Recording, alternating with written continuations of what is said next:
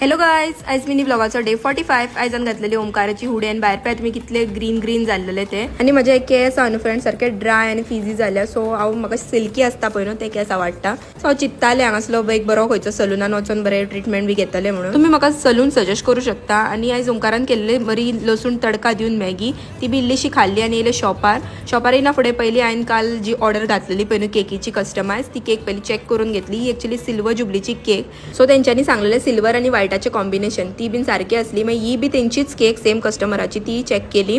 आणि तुमकां खबरूच आसा सकाळच्यान पावस आसा तेका लागून कांय कस्टमरूय नासले आमकां आयज चड वॉक इन. सो जी कोण कस्टमर केकीक लागून येयली पण तेंच्यांनी बेगीन नांवां घालून दिली. कित्याक पावसूय मदींच रावतालो मदींच पडटालो. सो तेंकां आनी बेश्टे त्रास नाका म्हणून बेगीन घातले आनी दिले.